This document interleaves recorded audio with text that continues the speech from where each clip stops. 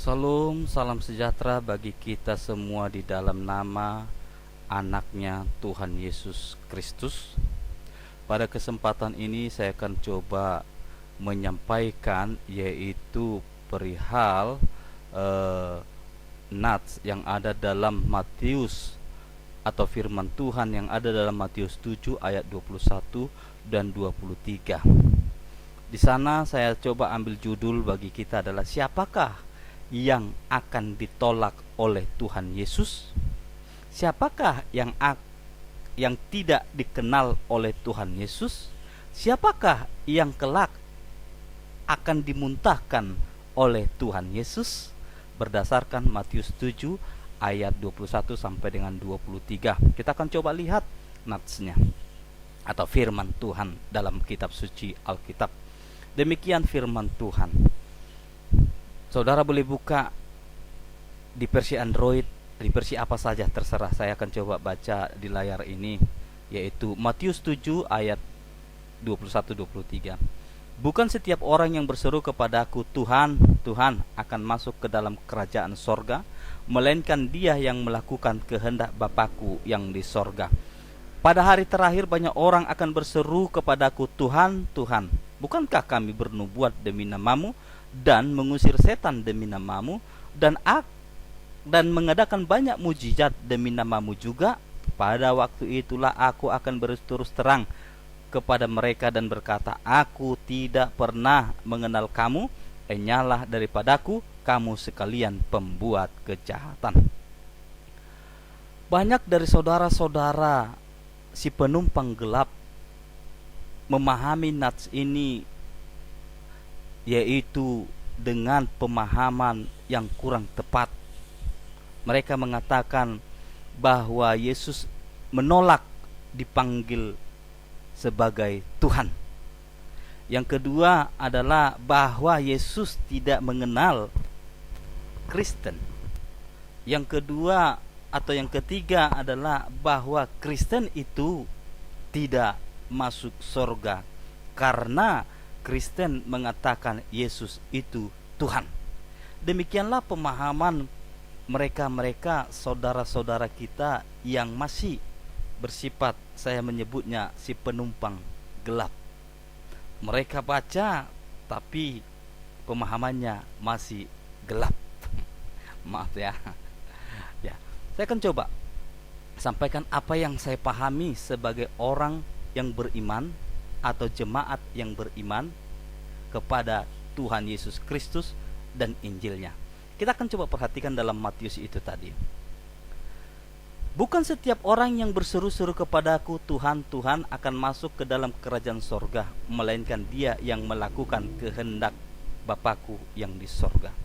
Dalam nats ini saya memahaminya adalah bahwa Yesus tidak ditolak sebagai Tuhan, tidak ditolak dipanggil Tuhan, asalkan melakukan kehendak Bapa. Jadi pemahaman SPG yang mengatakan Yesus menolak dipanggil Tuhan itu sangat keliru. Saya mau katakan dalam Matius 7 21 sampai 23 ini berbicara tentang dua kelompok. Satu, saya ulangi, ada dua kelompok dalam nats ini. Yang pertama adalah kelompok atau golongan orang yang berseru-seru kepada Yesus Tuhan, Tuhan, tetapi melakukan kejahatan. Ada orang atau kelompok yang berseru-seru Yesus itu Tuhan, Tuhan, dan melakukan kehendak Bapa. Siapakah yang ditolak oleh Tuhan Yesus? Apakah masalah dalam nats ini? Masalahnya bukan soal Yesus dipanggil Tuhan. Orang jahat pun bisa memanggil Yesus Tuhan, no problem. Orang benar pun bisa memanggil Yesus Tuhan. Kristen bisa memanggil Yesus Tuhan. Siapapun bisa memanggil Yesus Tuhan. Karena Yesus dipanggil Tuhan, itu adalah benar dan tidak salah di hadapan Yesus. Karena memang dia Tuhan yang ditetapkan oleh Allah itu sendiri. Jadi masalahnya bukan perkataan ada orang yang berseru-seru Yesus dipanggil Tuhan. Orang jahat memanggil Yesus Tuhan, baik. Orang beriman memanggil Yesus Tuhan, itu juga baik. Dan memang itulah dia, bahwa Yesus itu adalah Tuhan. Yang menjadi masalah adalah ada dua kelompok di sini. Yang pertama adalah masalahnya adalah dua kelompok itu. Yang pertama tadi saya sudah sebutkan, ada satu kelompok yang mengatakan, yang berseru kepada Tuhan, tapi dia melakukan kejahatan. Ada satu kelompok mengatakan Yesus adalah Tuhannya, tetapi dia juga melakukan kehendak Bapaknya. Jadi masalahnya adalah bukan masalah pemanggilan, penyebutan, atau pengidentifikasian bahwa Yesus itu adalah Tuhan, tetapi masalahnya adalah melakukan kehendak Bapa atau melakukan kejahatan di hadapan Allah Bapa. Itu persoalannya. Bukan masalah Yesus dipanggil Tuhan, bukan di sana masalahnya. Oke, kita akan coba lihat dari ayat sebelumnya, siapakah yang ditolak oleh Yesus itu? Kelompok yang manakah yang ditolak oleh Tuhan Yesus itu? Sangat jelas sebenarnya dalam nats ini bahwa Yesus berterus terang, ada kelompok orang yang berseru kepada Tuhan, kepada Yesus Tuhan, Tuhan, tapi dia melakukan kejahatan. Yang ditolak oleh Tuhan Yesus adalah kelompok orang yang berseru kepada Yesus Tuhan, Tuhan, namun dia juga melakukan banyak kejahatan, bahkan menjadi pembuat kejahatan. Pada waktu itulah aku akan berterus terang kepada mereka dan berkata, aku tidak pernah mengenal kamu, nyala daripada aku kamu sekalian pembuat kejahatan. Sementara kelompok orang yang berseru kepada Yesus Tuhan, Tuhan, dan mereka melakukan kehendak Bapaknya, Yesus katakan bahwa mereka masuk dalam kerajaan sorga. Amin. What's the problem? Gak ada. Sebab apabila Yesus memasukkan orang pembuat kejahatan, apabila ada orang yang berseru kepada Yesus namun dia melakukan kejahatan dan dimasukkan ke sorga, saya mau katakan banyak yang protes, akan terjadi aksi demo, mungkin berjilid-jilid di sana. Orang berdosa, orang jahat masuk sorga, enak teman tuh. Jadi Yesus adil dalam hal ini. Kita akan coba lihat siapa mereka pembuat kejahatan itu. Biarkan dalil itu menjelaskan dalilnya. Bukan saya yang menjelaskan, tapi kita akan coba lihat di dalam ayat atau di nats Matius pasal yang ke-7 ayat 15 sampai dengan 18. Demikian firman Tuhan. Waspadalah terhadap nabi-nabi palsu yang datang kepadamu dengan menyamar seperti domba, tetapi sesungguhnya mereka adalah serigala yang buas. Dari buahnya lah kamu akan mengenal mereka. Dapatkah orang memetik buah anggur dari semak duri dan buah ara dari tempat duri, dari rumput duri? Demikianlah setiap pohon yang baik menghasilkan buah yang baik, sedang pohon yang tidak baik menghasilkan buah yang tidak baik. Tidak mungkin pohon yang baik itu menghasilkan buah yang tidak baik, atau pohon yang tidak baik itu menghasilkan buah yang baik. Ini adalah hukum kepastian yang tidak bisa dirubah dan kenyataan yang terjadi. Tapi satu hal, siapakah mereka pembuat kejahatan? Yesus katakan adalah nabi-nabi palsu yang datang kepadamu. Nah, siapakah nabi palsu itu? Yesus tidak jelaskan siapa nabi, tetapi yang Yesus katakan adalah nabi palsu itu adalah serigala yang buas, dia menyamar seperti domba. Kalau Paulus mengatakan adalah bahwa iblis itu menyamar seperti malaikat terang. Di ayat yang lain, di nats yang lain dikatakan demikian. Tetapi apa yang mau saya sampaikan adalah bahwa pembuat kejahatan itu adalah nabi-nabi palsu yang menggunakan kitab suci untuk melakukan aksi kejahatannya. Aksi kejahatan itu terselubung dan itu akan menjadi nyata ketika dilakukan. Itu yang pertama. Yang kedua, kita akan coba lihat dalam Matius pasal yang ke-7 juga ayat yang ke-24. Demikian firman Tuhan. Siapakah yang akan ditolak oleh Tuhan Yesus? Siapakah yang akan dimuntahkan? Siapakah yang tidak dikenal oleh Yesus itu? Kita akan coba lihat selanjutnya. Matius 7 ayat 24. Setiap orang yang mendengarkan perkataanku ini dan melakukannya, ia sama dengan orang yang bijaksana yang mendirikan rumahnya di atas batu. Kemudian turunlah hujan dan datanglah banjir, lalu angin melanda rumah itu, tetapi rumah itu tidak rubuh sebab didirikan di atas batu. Tetapi setiap orang yang mendengarkan perkataanku dan tidak melakukannya, ia sama dengan orang-orang bodoh yang mendirikan rumahnya di atas pasir. Kemudian turunlah hujan dan datanglah banjir, lalu angin melanda rumah itu sehingga rubuhlah rumah itu dan hebatlah kerusakannya. Dan setelah Yesus mengakhiri perkataan itu, takjublah orang banyak itu mendengar pengajarannya. Kita lihat siapakah lanjutan dari ayat Matius pasal yang ke-7 ayat 23, lanjutannya adalah ayat 24. Siapakah yang dimaksud Yesus? Orang yang melakukan kejahatan itu. Mereka memanggil Yesus Tuhan tapi melakukan kejahatan. Itu namanya di hadapan Tuhan adalah sebuah pencemaran nama baik atau sebuah penistaan. Sangat-sangat jelas. Saya tidak perlu gambarkan, saya tidak perlu jelaskan. Di sana dikatakan ada dua kelompok lagi. Yang pertama, mereka mendengarkan firman Tuhan, mendengarkan perkataan Yesus. Mereka belajar Alkitab, mereka baca Alkitab, tetapi hatinya adalah melakukan kejahatan. Dia membaca untuk melakukan kejahatan. Yang satu kelompok lagi adalah mereka mendengarkan firman Tuhan, mendengarkan perkataan Yesus, membaca Alkitab, membaca kitab suci. Tetapi juga di sana dikatakan kelompok yang satu lagi adalah kelompok yang taat dan melakukan firman Tuhan itu. Jadi jelas siapa yang ditolak oleh Yesus. Mereka yang berseru-seru Yesus adalah Tuhan dan melakukan kehendak Bapa di sorga, itulah yang diterima. Yang ditolak oleh Yesus adalah mereka yang mendengarkan firman Tuhan, berseru kepada Tuhan Yesus, tetapi mereka tidak melakukan firman-Nya. Simple toh? Selanjutnya kita akan coba lihat dalam Wahyu. Apa di sana dikatakan?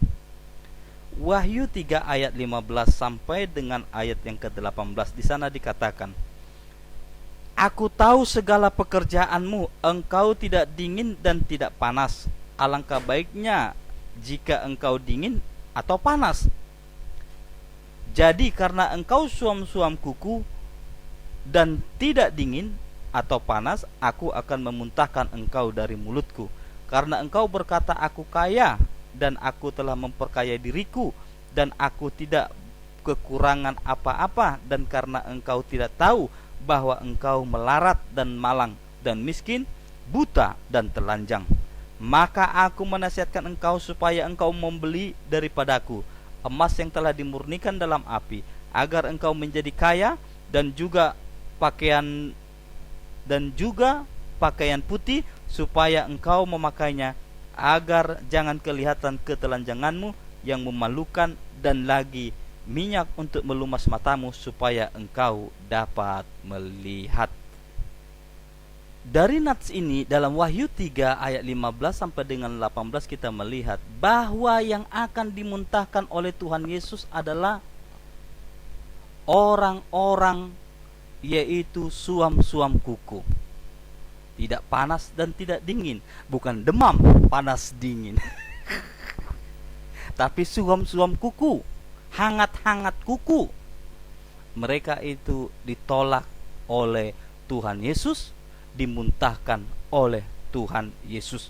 Karena orang-orang yang suam-suam kuku itu adalah kelompok orang-orang yang buta, orang-orang yang telanjang, orang-orang yang memalukan, orang-orang yang malang, orang-orang yang melarat, orang-orang yang miskin dalam pengetahuan akan Yesus Kristus, dalam pengenalan akan Tuhan Yesus Kristus.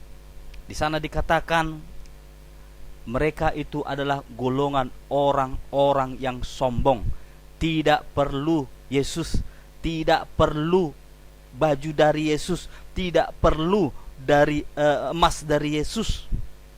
Mereka terkesan mereka adalah orang yang sombong. Bayangkan jikalau orang sombong masuk surga. Mau jadi apa? Jadi adalah adil. Yesus menolak mereka itu. Orang yang di dalam Tuhan Yesus jangan sombong. Orang yang mengenal Allah namun dia sombong ditolak, bos. Ya, kesimpulannya, gak usah berlama-lama karena saya hanya coba menyampaikan secara sederhana saja. Apa yang dapat kita simpulkan dari pembacaan kita? Yang pertama adalah yaitu bahwa yang ditolak oleh Tuhan Yesus, yang dimuntahkan oleh Tuhan Yesus, yang tidak dikenal oleh Tuhan Yesus adalah mereka. Satu, nabi-nabi palsu, yang mana nabi palsu itu memiliki buah yang tidak baik. Rancangannya tidak baik, otaknya kotor, kejahatan saja yang ada di otaknya. Mereka melakukan kejahatan dengan bertopengkan nama Tuhan. Itu adalah nabi-nabi palsu. Kalau Rasul Paulus mengatakan disebut sana adalah, atau para Rasul Kristus mengatakan nabi-nabi palsu disebut adalah para guru palsu. Kalau istilah saya memakainya di dalam medsos adalah PGP, para guru palsu, melakukan aksi kejahatan dengan yaitu bertopengkan nama Tuhan, dengan berbajukan yaitu atau berjubahkan yaitu kerohanian. Itu adalah guru-guru palsu. Yesus katakan mereka ditolak, dimuntahkan, tidak dikenal. Yang kedua, pembuat atau pelaku kejahatan sama dengan orang beragama tapi munafik. Mereka adalah golongan orang-orang munafik. Dalam Matius pasal yang ke-23 ayat 1 sampai dengan habis, silakan baca satu pasal itu. Yesus sangat-sangat marah saat itu, berkata, "Cilakalah orang-orang beragama, cilakalah tokoh-tokoh agama yang munafik, pelaku kejahatan. Kau berseru atas nama Tuhan, tapi kelakuanmu, jubahmu, pakaianmu adalah kejahatan." Orang pelaku kejahatan yang ditolak oleh Yesus. Gak mungkin dong orang pelaku kejahatan diterima oleh Yesus. Apa kata dunia? Apa kata orang banyak? Jadi tepat ayat itu. Selanjutnya, siapa yang ditolak? Orang bodoh. Bukan saya yang ngomong, Yesus yang ngomong. Dikatakan orang bodoh tidak masuk surga. Orang bodoh dimuntahkan oleh Yesus. Siapa orang bodoh itu?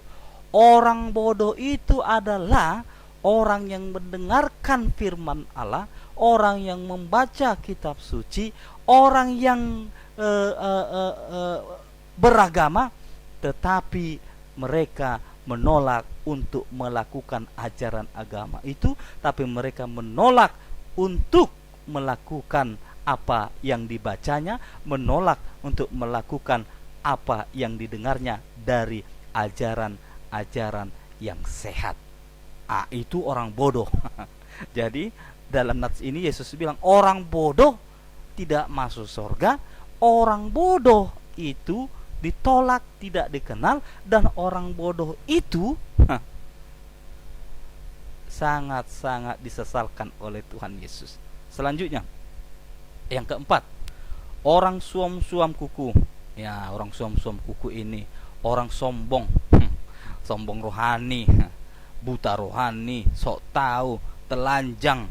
Telanjang rohani ini adalah memalukan, ya. Dan disuruh datang pada Yesus, dia nolak. Nah, itu orang sombong tuh. Dan disuruh memanggil Tuhan Yesus, dia nolak, sombong tuh. Dan juga dikatakan orang suam-suam kuku adalah menolak untuk melakukan kehendak Bapa. Disuruh panggil Allah itu adalah Bapa, dia nolak. Disuruh manggil Yesus adalah Tuhan, dia nolak. Disuruh Yesus bahwa Yesus itu adalah anak Allah, dia pun nolak. Mereka taunya nolak aja. Mereka mencari-cari kebenaran, rupanya yang dihasilkan adalah pembenaran sangat-sangat cilaka. Dikatakan oleh Yesus, cilaka mereka. Mereka berseru-seru kepadaku, Tuhan, Tuhan. Jadi sangat jelas, ternyata manusia harus tahu. Yesus sedang memberitahukan dalam nats ini bahwa setiap orang akan berseru kepada Yesus, Tuhan, Tuhan. Amin. Sekali lagi, setiap orang akan berseru-seru kepada Yesus adalah Tuhan, Tuhan. Jadi dihimbau dan diminta oleh Yesus, orang yang memanggil nama Yesus adalah Tuhan dalam hidupnya, diminta Tuhan Yesus agar juga melakukan kehendak Allah Bapa di sorga yang mengutus dirinya. Jadi sangat-sangat very clear. Ayat ini membuktikan bahwa Yesus Kristus adalah Tuhan, dan dialah yang akan menentukan masuk atau tidak masuknya ke dalam kerajaan sorga. Hanya Yesuslah yang tahu siapakah yang akan siapakah yang hanya Yesuslah yang kenal siapakah nabi palsu itu, siapakah orang bodoh itu, siapakah orang yang suam-suam kuku itu, siapakah orang pembuat kejahatan itu. Hanya Yesus yang tahu. Kita tidak boleh menghakimi, hanya Yesus yang tahu.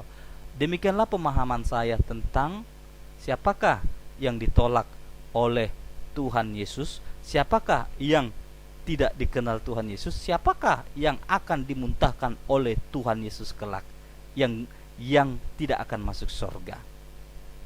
Kiranya Tuhan Yesus memberkati kita semua, dan Tuhan Yesus memberikan pengertian bagi kita. Ingat, memahami Alkitab harus dari cara Alkitab berpikir, bukan memahami Alkitab dengan cara kita berpikir. Kalau cara kita berpikir memahami Alkitab, maka yang terjadi adalah kita akan berkata Alkitab itu salah, Alkitab itu palsu, Alkitab itu karangan, Alkitab itu mengada-ada. Tetapi jikalau kita memahami Alkitab dari sisi cara pandang Alkitab, maka kita akan melihat di sana kebenaran demi kebenaran akan terungkap. Sekali lagi, Yesus akan dipanggil Tuhan, Tuhan, dan diminta oleh Yesus, lakukanlah apa yang berkenan di hadapan Bapa, agar kita menjadi orang yang berbahagia, orang yang beruntung, orang yang akan masuk dalam surganya. Jadi pasti Yesus adalah Tuhan. Tegas, Yesus adalah Tuhan. Engkau akan kurang beruntung dan engkau akan ditolak.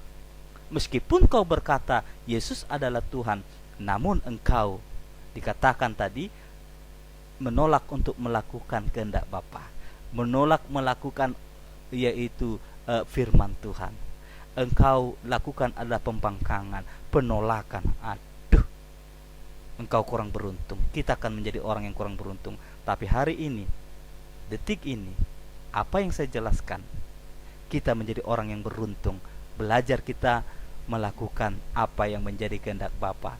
Belajar kita berseru bahwa Yesus adalah Tuhan. Setiap orang yang berseru bahwa Yesus adalah Tuhan diperlengkapi, yaitu untuk melakukan setiap perbuatan baik, perbuatan yang bijaksana. Oke, saya hanya mau katakan Tuhan Yesus memberkati kita dan Immanuel. Haleluya. Amin.